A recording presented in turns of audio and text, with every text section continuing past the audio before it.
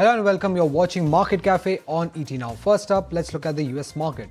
US futures, if you see, have continued its positive momentum on Sunday. Also, they have gained on the back of weaker than expected jobs data, which have actually bolstered the fact that there could be US rate cut happening soon. Now, if you see, US markets also on Friday closed in green, given the fact that US April unemployment rate came in at 3.9% as against expectations of 3.8%. The Nasdaq ends around 2% higher on Friday, while Dow adds around 1.2% and S&P 500 gained close to 1.3%.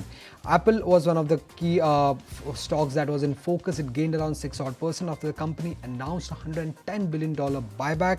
Apart from that, it was the drug maker Amgen, which gained around 12% on the back of strong quarterly earnings on Friday. If you look at the crude prices largely remain stable at around the $83 per barrel mark, but the last week's losses were one of the steepest that we have seen. In fact, the steepest weekly gain in the last weekly fall in the last 3 months, and that was on the back of rising US inventory, and given the fact that there have been worries about slower demand growth coming in for crude going forward.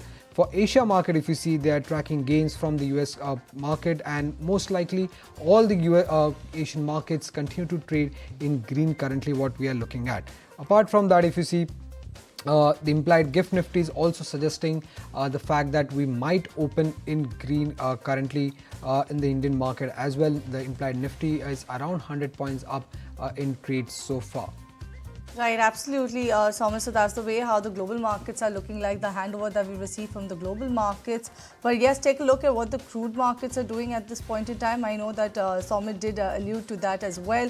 So let's take a look at what the crude is doing, because it's poised. It actually saw the steepest weekly loss in about 3 months, and this on back of lack of clarity on the rate cuts that has actually spooked the investors. If you look at Brent crude, it settled at around $82 per barrel mark, and also WTI crude below around the $78 per barrel mark. Let's take a look at what the rates are doing at this point in time, where the Brent crude as well as NYMEX crude is traded at. So if you look at NYMEX, it is hovering around the $78.5 per barrel mark, while Brent crude is at around $83.3 per barrel mark. But that's the way how the crude.